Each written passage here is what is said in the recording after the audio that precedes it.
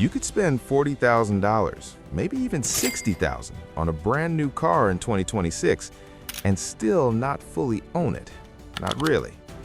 Features can be locked, repairs can be restricted, and some parts of your own car can be controlled remotely. And here's the strange part. Mechanics, the people who actually fix cars, are quietly telling their customers, wait, don't buy these yet. So what's actually going on? For decades, car ownership was simple. You buy a car, you drive it, you maintain it, you fix it when needed. And that car is yours. No subscriptions, no permissions, no hidden systems controlling it. If something broke, you fixed it. If you wanted to keep it for 15 years, you could. But today, that model is slowly disappearing, and most people don't even realize it. Here's the reality. Modern cars are no longer just machines. They are computers, complex systems filled with software, sensors, and constant data. And starting around 2026, this shift reaches a new level. Cars are becoming connected systems, always online, always updating, always communicating. At first, that sounds like a good thing. Better safety, smarter features, more convenience. But there's another side to it. Because once your car becomes software-driven, something changes. Control. You're no longer the only one in charge of your vehicle, and that changes what ownership really means. You're not just buying a car anymore. You're entering a system where access, features, and even behavior can be influenced by software. And most people don't notice it until it affects them directly. Let's break it down simply. Newer cars are being built with something called connected architecture. That means your car can receive updates remotely. It can send data back to the manufacturer, and many functions are controlled by software, not hardware. Now again, that sounds normal. We're used to updates on phones, apps, computers. But here's the difference. This is your car, something you paid for, something you expect to fully control.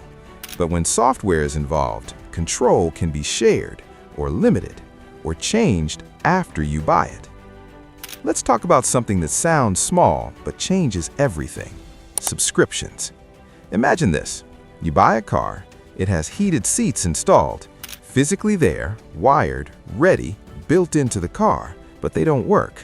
Not until you pay a monthly fee, every month, for something already inside your car. And this isn't theory. This model is already being tested.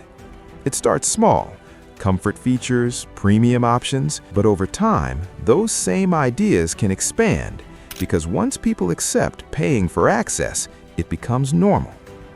Now here's where things get serious. Mechanics are seeing something most drivers don't. They're noticing that newer cars are becoming harder to repair, not because they're more complicated mechanically, but because they're restricted. Some repairs now require manufacturer software, special permissions, locked diagnostic tools, meaning even experienced mechanics can't fix certain problems without going through the manufacturer. And that creates a new situation. You're forced back to the dealership, where costs are higher, options are limited, and control is not fully yours. Let's talk about money, because this is where it hits hardest.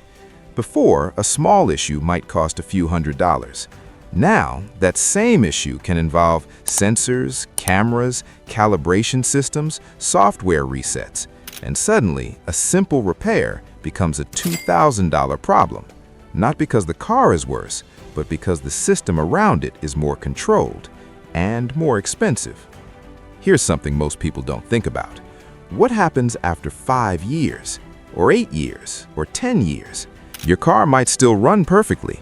Engine is fine, transmission is fine, but if the software stops being supported, things start to break. Navigation stops working, screens fail, features disappear. Not because the hardware is broken, but because the software is no longer maintained. And that creates a new kind of problem. Your car becomes outdated, not mechanically, digitally. Now think about this. In the past, older cars still had value because they could be maintained, repaired, used for years. But with software-dependent cars, that changes. A 10-year-old car from 2026 might still run, but if key systems don't work, its value drops fast. Because buyers aren't just buying a car anymore, they're buying access to systems. And if those systems fail, the car loses its usefulness. This isn't just about cars, it's about how ownership is changing in general. We've already seen it with music, movies, software. We don't own these things anymore. We subscribe to them. We pay for access. And now that model is moving into transportation, slowly, quietly, but steadily. Now here's the trade-off: convenience versus control. Modern cars offer smart features, automation, connectivity, and those things are useful, no doubt.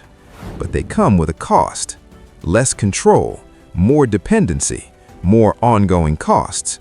And for some people, that trade-off is worth it. For others, it's a problem. When mechanics say, "Be careful with 2026 cars," they're not saying all new cars are bad. They're saying, understand what you're buying, because it's not the same as before. It's not just a machine anymore. It's a system with rules, with limits, with dependencies.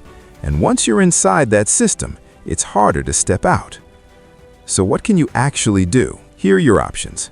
First, consider slightly older vehicles, cars from a few years before heavy software control. They still give you modern features, but with more independence. Second, take care of your current car. Maintaining what you already have might be smarter than upgrading too quickly. Third, learn basic car knowledge. Even small skills can save you money and give you control. Fourth, be careful with too much tech.